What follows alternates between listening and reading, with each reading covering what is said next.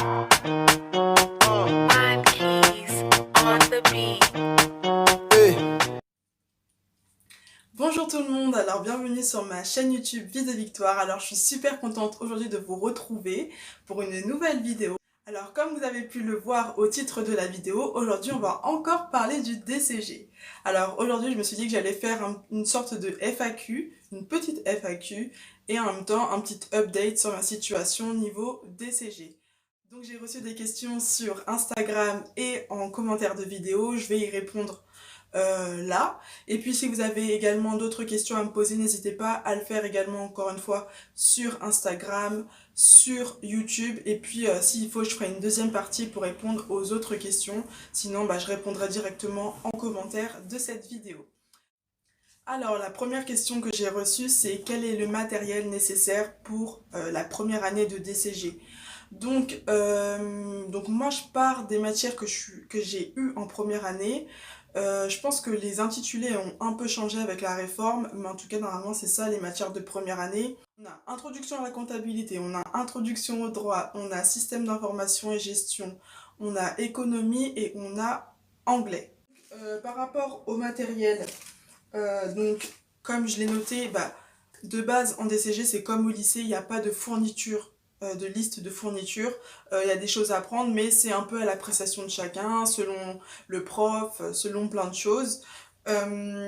Pour tout ce qui est manuel, moi je vous conseille d'attendre votre rentrée, de voir votre professeur qui vous dise quel livre il vous préconise et pour que vous puissiez ensuite les commander parce que il y a beaucoup d'éditeurs de livres de DCG, donc je pense que c'est pas forcément judicieux d'en acheter un tout de suite. Par rapport au manuel, j'ai aussi rajouté que quand vous aurez vos manuels, je vous conseille de ne pas écrire dessus, de ne pas surligner, de ne pas écrire au stylo, parce que si vous voulez le revendre après, par exemple dans les magasins type Gilbert Jeune, vous ne pourrez pas le revendre s'il y a des inscriptions dessus. Voilà, même s'ils ne vont pas reprendre un gros prix, au moins ils pourront reprendre votre manuel. Sinon, il vous faut un PCG, donc un plan comptable, donc ça c'est vraiment un indispensable pour la première année. Donc il faut également prendre un PCG qui est récent, le plus récent possible, donc 2020 pour votre rentrée c'est l'idéal. Je sais pas si 2021 c'est déjà sorti, mais en tout cas 2020 c'est l'idéal. Ensuite, il vous faudra une calculatrice, surtout pour l'introduction à la comptabilité. Donc, depuis cette année également, je crois que c'est avec la réforme, il faut la calculatrice mode examen, donc ici. Donc, le petit rond, normalement, il s'allume quand c'est en mode examen et du coup, on n'a plus accès à la mémoire de la calculatrice. Donc, voilà, c'est la nouvelle réforme, ça plaît ou ça plaît pas. Ou sinon, c'est vraiment la petite calculatrice où tu peux rien faire avec. Donc, voilà. Autre chose, il te faut une trousse logique avec tout ce qu'il faut dedans, stylo, règles, crayon, surligneur, tout ce que tu veux. Ensuite, ordinateur ou pas, ça dépend également de ton professeur et ce qui t'y autorise. Moi, dans toutes mes années de DCG, on m'a pas forcément proposé l'ordinateur jusqu'à cette année, mais j'avais tellement l'habitude déjà d'écrire ou d'avoir le format papier que j'ai pas trop adhéré, on va dire ça comme ça, à l'ordinateur. Mais voilà, encore une fois, ça dépend de votre prof et ça dépend aussi surtout de vous. Alors, on m'a posé une autre question, comment est-ce que je gère les épreuves de DCG? Donc, chaque année, donc on a les épreuves de DCG fin mai, début juin, qui sont à peu près étalées sur une semaine. Il y a des épreuves le matin, il y a des épreuves l'après-midi. Comment est-ce que je gère le stress? Je vais pas vous le cacher, forcément à chaque fois que les examens arrivent, je stresse le bon mois avant, quand je vois les jours qui commencent à défiler. Pour gérer le stress, déjà il faut se préparer du mieux possible, en fait, parce que si tu sais que tu connais tous tes cours, si tu sais que tu connais ton programme, tu vas moins stresser. Donc je pense déjà connaître son cours, c'est un moyen de pas trop stresser. Je parle pas forcément de mon cas à moi parce que mes années précédentes, j'étais pas forcément calée sur le programme entièrement. Mais voilà, je sais que ça aurait été une source de stress en moins. Euh, pour gérer le stress des épreuves, je prépare bien mes affaires la veille, voire 2 jours avant pour ne rien oublier. Convocation, carte d'identité, stylo, règles, calculatrice, des piles de rechange, mes lunettes, des mouchoirs, du labello, une petite pomme-pote, des gâteaux, les trucs vraiment dont je vais avoir besoin et qui ne me feront pas stresser le jour même ou arriver dans la salle d'examen et me dire oh purée, où sont mes affaires, j'avais pas préparé machin et tout ça. Donc ça permet vraiment d'éviter du stress parce que j'arrive là-bas, je sais que j'ai mes affaires, je pose mes trucs, je suis calme, je suis détendue, je suis posée et ça m'aide beaucoup. Ensuite, l'autre conseil que je pourrais vous donner, c'est de ne pas réviser la veille. C'est pas facile, mais ne pas réviser la veille. Parce que c'est beaucoup de stress et souvent la veille on se dit purée, je retiens rien, j'ai tout oublié. En fait, on se rajoute du stress tout seul. Donc je pense de réviser, ça rajoute du stress. Donc vraiment prendre du temps la veille pour prendre du temps pour soi, se détendre, prendre l'air, sortir un peu, vous faire des soins, vraiment vous détendre, ne pas parler de tout ce qui est qu'est-ce qui pourrait tomber, quel sujet, quel truc. Donc d'ailleurs je vous invite à voir une ancienne vidéo que j'avais fait, je crois qu'il y a 2 ou 3 ans sur la chaîne YouTube, pour vous montrer un peu ma veille examen de DCG. Donc je vous la mettrai également dans la barre de description, donc n'hésitez pas à aller la voir. Ensuite, la question qu'on m'a posée, c'est quelles sont mes difficultés en DCG. Donc, je sais pas cette question si c'est par rapport à certaines matières ou je sais pas en fait, je sais pas vraiment comment cibler la question. Euh, Par rapport aux matières, il y a des matières dans lesquelles je suis plus à l'aise et d'autres moins. Euh, bah, Après, je sais pas si c'est forcément des difficultés. En fait, ça dépend en fait de l'intérêt que j'ai pour la matière. Et du coup, l'investissement que je vais y mettre, il va être différent selon mon intérêt, ce qui est pas forcément bien, mais c'est la vérité. Après, mes difficultés, si je peux dire, en général, ce serait plus au niveau de ma personnalité, on va dire. Mes difficultés, c'est d'avoir toujours une régularité au niveau du travail. Parce qu'il y a des moments où je travaille à fond, je suis hyper motivée, et après 2 3 jours, ou une semaine, ou 3 semaines, et je fais rien. Donc ça, c'est l'une de mes difficultés, et l'une des choses sur lesquelles je travaille justement pour ne pas arriver encore une fois à l'examen et me dire purée, j'ai pas eu le temps de tout apprendre, j'ai pas eu le temps de tout faire. Donc je pense que c'est ça ma plus grosse difficulté en DCG, c'est d'être constante dans l'apprentissage de mes cours. Et sinon, hormis ça, on dit qu'il y a beaucoup de choses en DCG, c'est vrai, il y a beaucoup de quantité de cours, surtout par exemple en droit des sociétés, mais avec une organisation, le DCG c'est largement faisable. Après, comme je vous l'ai dit, c'est toujours une claque un peu par rapport au lycée, mais c'est faisable, c'est totalement faisable, il faut juste s'investir à fond et travailler, et bien sûr aussi prendre du temps pour soi, sinon on pète les plombs. On m'a posé la question quelle est ma manière de travailler. Ma méthodologie, pardon, elle change beaucoup avec les années en fonction de ce que je fais, en fonction de est-ce que je danse, est-ce que j'ai mes cours de danse, est-ce que je travaille après les cours ou pas. Donc ça change vraiment en fonction de ça. L'élément principal, c'est organisation et gestion du temps. Donc on peut avoir des emplois du temps plus ou moins chargés, euh, travailler, tout ça, mais en fait il faut vraiment regarder quels sont les temps que tu as et les mettre à profit pour réviser. Vaut mieux que tu révises peut-être plusieurs fois dans la journée pendant 30 minutes, 30 minutes, si tu veux pas avoir une grosse plage horaire de travail. Mais voilà, vraiment regarder avec tes impératifs, tes obligations, ton emploi du temps, et vraiment t'organiser par rapport à ça. Et voilà, je pense que c'est la chose la plus importante. Après, je sais pas si au niveau méthodologie, tu me poses aussi la question par rapport au cahier, au trieur, etc. Moi, je sais que les premières années de DCG, j'avais un trieur. Voilà, c'est pas le meilleur moyen pour moi parce que les feuilles elles sont toujours abîmées, ça m'énerve. Donc j'ai choisi une autre sorte de trieur, si je puis dire. En fait, je prends des pochettes individuelles par matière. Donc du coup, j'ai mes chapitres dedans, les chapitres actuels, ils sont dedans. Et une fois que j'ai fini ce chapitre, je le mets dans des gros classeurs. Donc j'ai un gros classeur par matière et je révise tout dedans. Et en début de chaque chapitre, je fais une fiche de révision que je mets et du coup, je peux réviser. Et puis à la fin de l'année, je peux aussi mettre toutes mes fiches de révision dans une pochette pour la matière. Ça me permet de réviser. Quand je dois réviser cette matière, je pars avec la pochette. Et voilà, c'est mon organisation à peu près. Après, je t'invite également à voir ma précédente vidéo sur le sujet où je parle un peu de mon organisation par exemple pour l'année dernière, donc avec mon emploi du temps de l'année dernière, avec mes impératifs de l'année dernière. Donc je te mettrai également cette vidéo dans la description. On m'a posé aussi comme question quel était mon ressenti par rapport à la matière finance d'entreprise et quels étaient mes conseils à vous donner.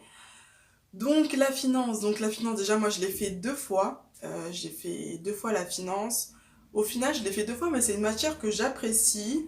La première année je me suis dit mais c'est une galère, j'y arrive pas, c'est trop dur. Et la deuxième année, en fait j'ai plutôt bien aimé cette matière parce que j'ai compris un peu comment est-ce qu'il fallait travailler. C'est apprendre ses cours, forcément, apprendre les définitions, parce que ça fait gagner beaucoup de points, et faire des exercices, faire des exercices, faire des exercices. Tous les exercices qu'on vous donne en cours, qu'on vous donne pour les devoirs sur table, les refaire, voir la correction, refaire, prendre des annales, refaire les exercices, se corriger, regarder, et je pense que c'est la clé, c'est pas si compliqué que ça au final. Mais c'est vrai qu'il faut souvent un petit déclic pour réussir à comprendre parce que c'est vrai que c'est un peu particulier. Et je pense que c'est clairement pas une matière qu'on fait en première année. Et en deuxième année, je pense que c'est un peu le moment où cette matière peut commencer à devenir intéressante. Je pense qu'en troisième année, ce serait même parfait. Mais bon, déjà qu'il y a le contrôle de gestion.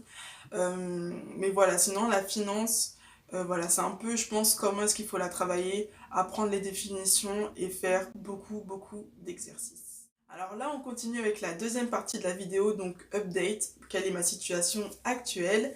Donc, je vous avais dit que fin juillet, on devait avoir les résultats de DCG pour le contrôle continu. Donc, moi, je travaillais à ce moment-là. Et on m'avait donné une date de résultat. Et en fait, je crois qu'on a reçu les résultats 2 jours ou 3 jours avant. Donc, un peu à l'improviste, je vais sur mon groupe WhatsApp de la classe et je vois, oui, allez voir, il y a les résultats et tout. Je me dis, oh là là, je suis au travail, il est midi, j'ai pas envie d'aller voir. Et du coup, je me dis, bon, prends ton courage à deux mains, Ashley, va regarder. En plus, le truc, c'est que ça devait sortir le vendredi. Je voulais vous faire un vlog pour voir ma réaction et tout ça. Et du coup, vu que j'étais au travail, j'ai pas filmé, rien du tout. Et du coup, je me suis connectée. Et en fait, il y avait juste une feuille à télécharger. Et dessus, il y avait écrit admis ou pas. Et pour ma part, il y avait écrit non admis. Donc je n'ai pas eu mon DCG avec l'évaluation en contrôle continu.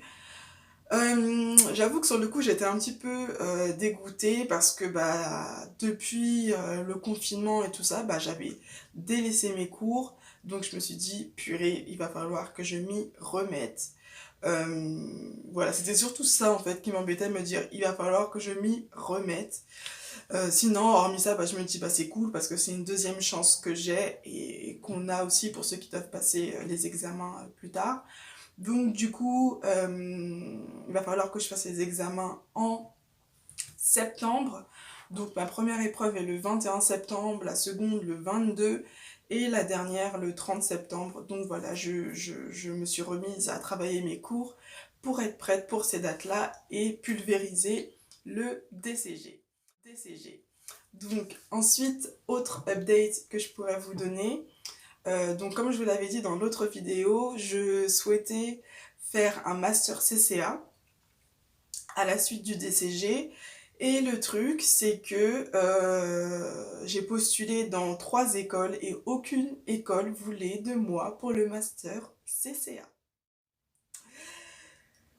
Donc, comment vous dire que j'étais dépitée, j'étais dégoûtée, je me disais mais qu'est-ce que je vais faire parce que j'ai pas envie d'aller en DSCG, je veux aller en Master CCA, comment est-ce que je fais?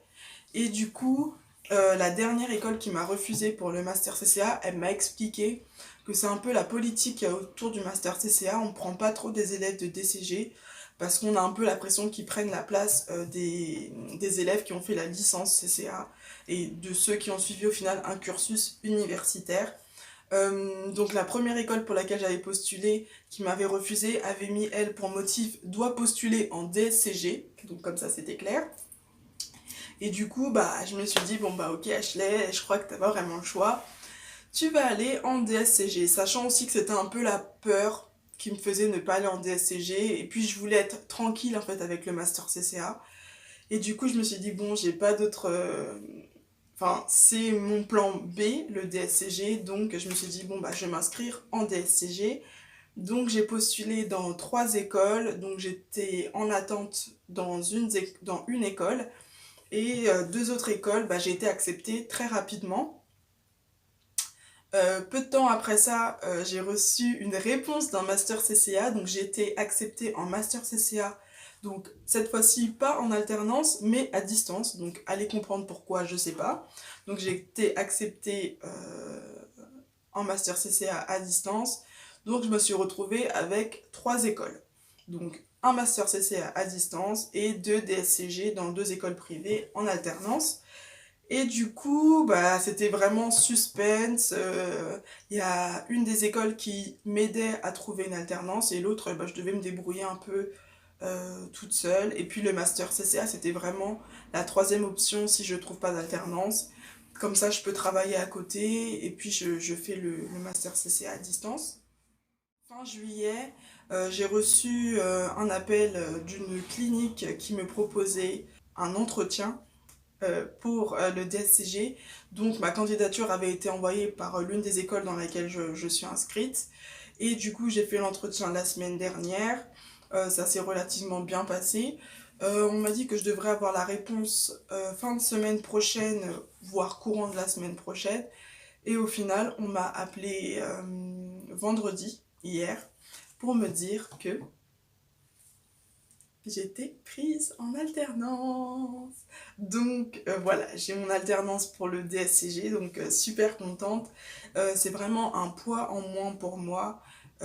Ça me permet là vraiment de me focaliser sur le DCG, de me dire qu'il faut que je dégomme l'examen.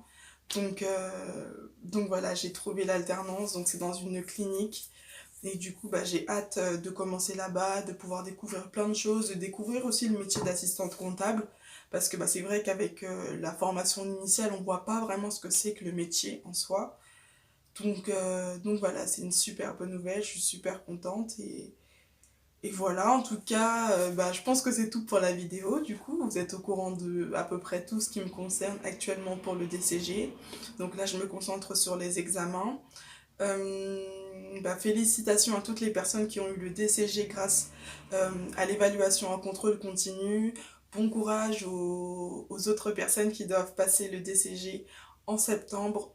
Vraiment, ne perdez pas espoir et vraiment donnez tout pour la dernière ligne droite. D'ailleurs, dans les commentaires, bah, si vous êtes en DCG ou quoi, bah, n'hésitez pas à me dire dans les commentaires si vous l'avez, si vous devez passer les examens en septembre, quelles sont les matières pour lesquelles vous devez passer. Voilà, tenez-moi au courant, tenez-moi informé. Et voilà, moi je vous fais plein de gros bisous et que Dieu vous bénisse. Bye.